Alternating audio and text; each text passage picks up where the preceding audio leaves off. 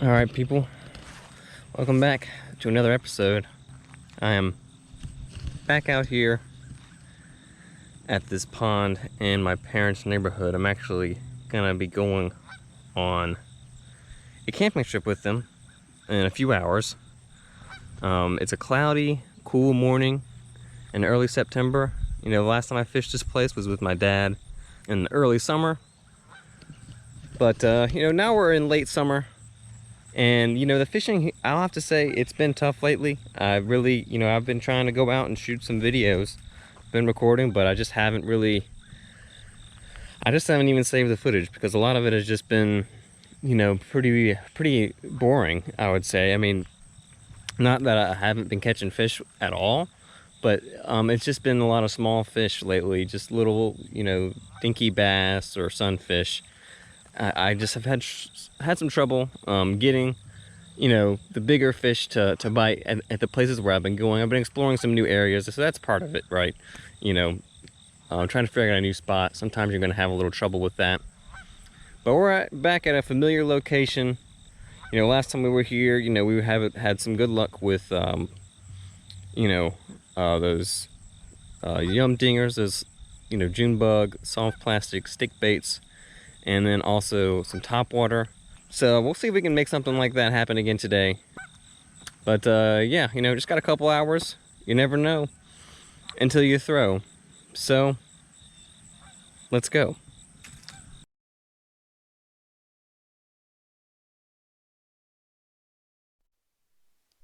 All right, people. So like I said, you know, we're kind of on like a topwater and a bottom, you know, Texas rig type bite last time. So, you know, we got a cloudy day, cloudy morning so far. So I'm gonna tie on the old Whopper Popper 110.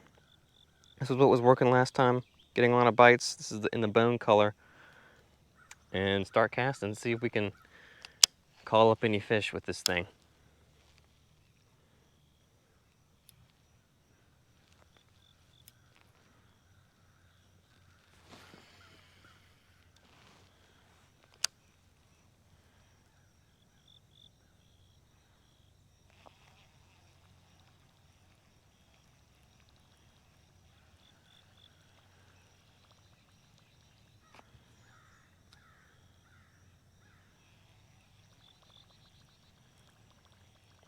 It did rain some last night, so it could be kind of like a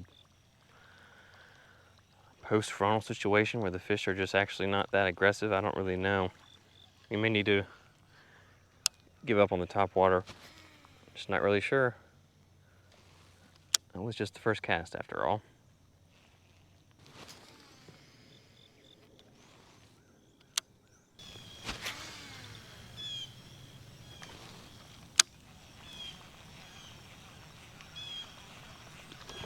There's one. Wow, nice blow up. Nice blow up. I hope you guys saw that. Jeez, that was a big hit. Nice fish. Nicer fish.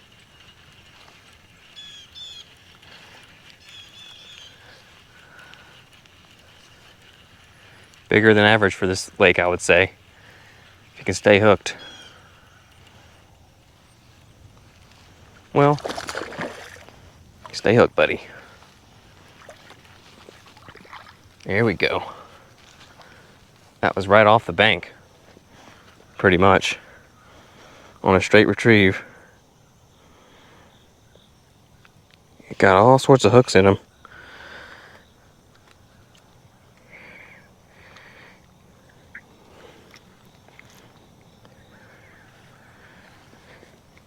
That was a vicious blow up. Absolutely vicious. I have to say. There we go, people. Man, like I said, it's been a tough few weeks with the fishing, so it feels good to catch a nice bass here. This guy's maybe a pound and a half, like maybe a 13-inch fish. That blow up was serious. I hope that was captured on camera, because that was a savage hit right there. Right off the bank. Whew, man, that one felt good. That one definitely felt good.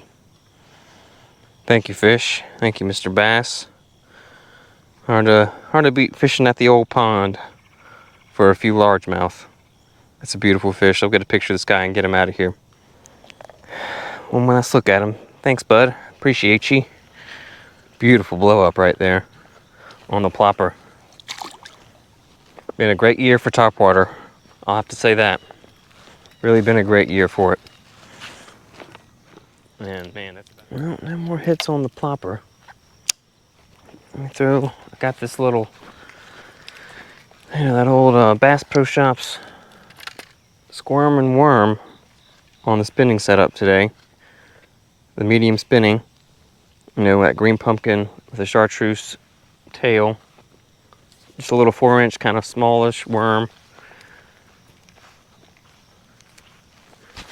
We had some luck with that at the river and then a few other places since then.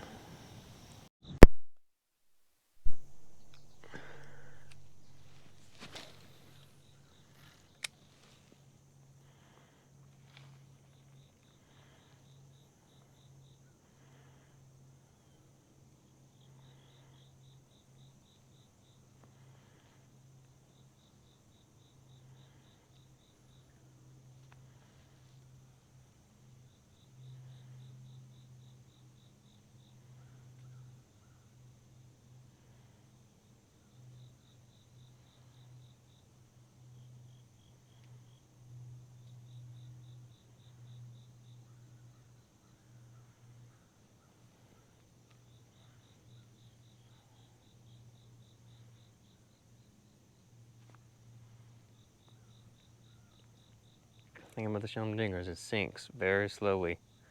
Some deep water out here apparently.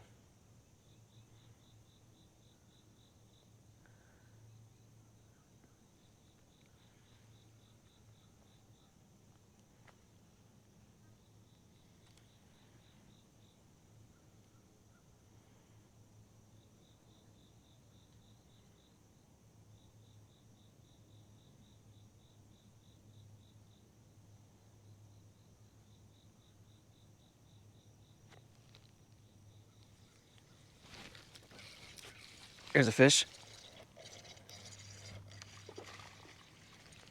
First cast, people. Sometimes a stick bait is important to have on hand. I think we learned that this year. All right. Fish number 2, people.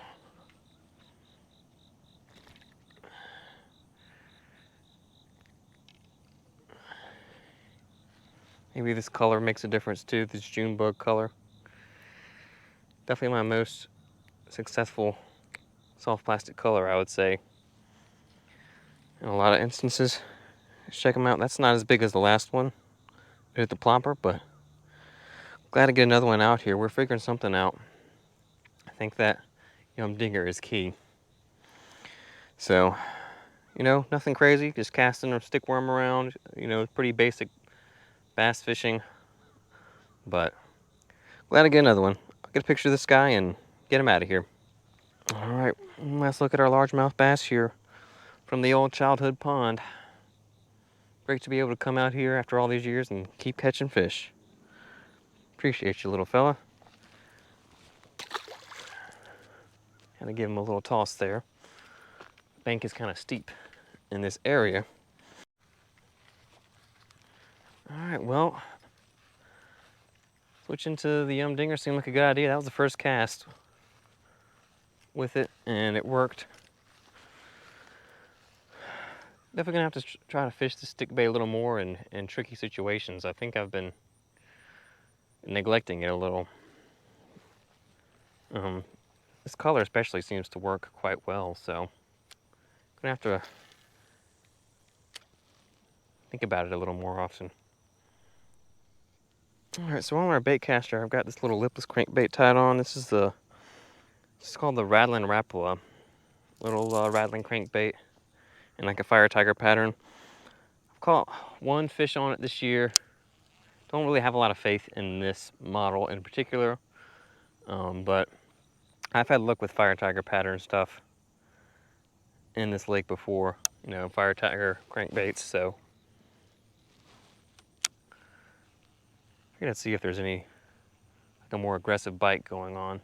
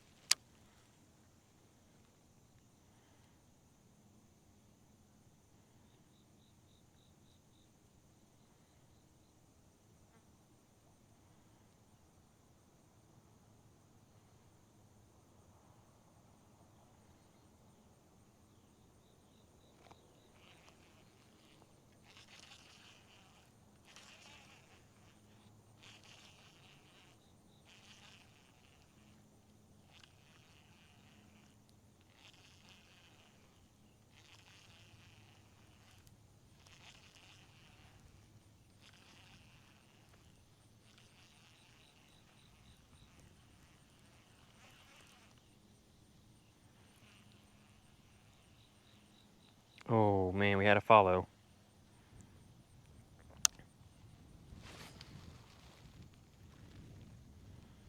I'm gonna go back down to the dam and where we kind of near where we started. It just seems like the wind is blowing that way. And it could be kind of pushing the fish in that direction, I'm not really sure.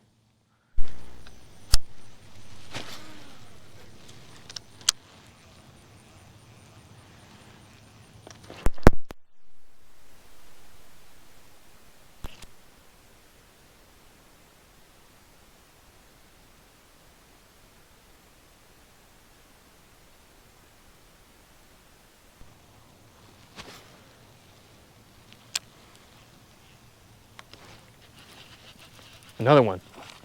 Ah, dang it, I can't keep them hooked.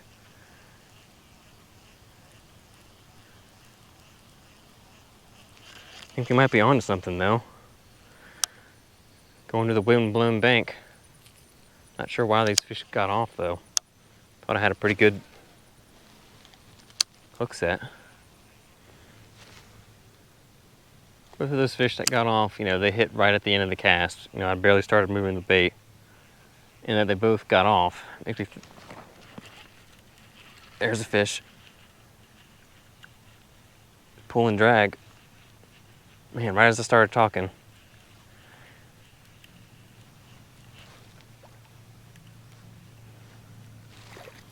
All right, fish number 3, people. Fish number 3. As I was chit-chatting about those other bass that I just missed on this lipless crank. But yeah, what I was saying before this bass interrupted me was that I think I kind of landed the lure on top of those fish's heads, and then they just sort of turned and saw it and smacked it. But this guy, you know, I'd been retrieving it for a few feet there, a few yards, and he hit it. Once again, kind of an average size, maybe 11-incher, but fun to catch on a lipless crank. I haven't really caught a lot of fish on a lipless crankbait in a while. It just kind of happens here and there, but cool to get one out here. I know those lures can work in this pond, so good to get another one. Let's get a picture of him. All right, see you, bud. Appreciate you. Went for that rattling rapala. Second fish I've caught on that lure. Cool, I'm gonna go ahead and get all the way back down to the dam end and make a few casts.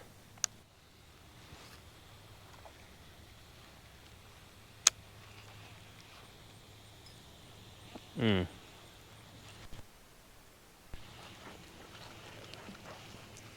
it on the paws, people. Good bass here. Stay hooked, bud. Yes, there we go. That time it was on the paws. That pause was important. And I think I saw him swipe at it and miss. So I kept reeling it. Then I gave it one small pause again and he was on it.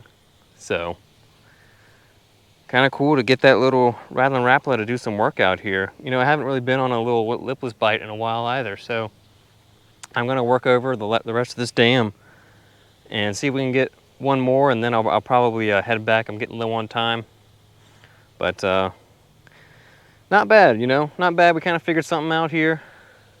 Seems like this was a good spot to move to. So yeah, I'll get a picture of this bass and send him on his way. Beautiful largemouth bass here at the pond. Cool to see him go for it like that. All right, appreciate you, fish. Thank you so much for hitting that crankbait. Off he goes. All right, people, I'm gonna wrap things up here. You know, caught 4 fish, 2 on that lipless, 1 on Yum Dinger, and 1 on the Whopper Plopper. But anyway, yeah, back here at the pond. Nice way to spend a couple hours. Caught a few bass, a few different ways. So, you know, nothing too crazy, but still pretty fun. You know, I liked it, I enjoyed it, and I hope you did too. So anyway, the final point that I want to make, you know, in this video, you know, going back to this old pond in my parents' neighborhood, you know, a few months later, is that there is a big difference between late summer and early summer fishing around here. You know, the fish, you know, in that early summer, they're really at the peak of their metabolism, pretty much the peak of their stamina and aggression. In a lot of places, you know, we were just getting those you know, got so many blow ups, so many topwater hits, you know, back in June when we fished there.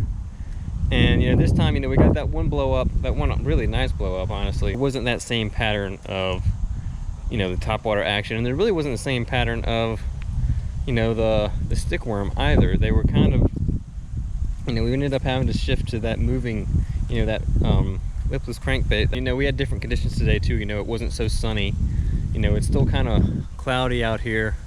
You know, there's a little bit of rain falling when we were fishing as well. Got some wind, though it did kind of die down there a bit at the end, though I'm feeling it right now, so it's been kind of on and off.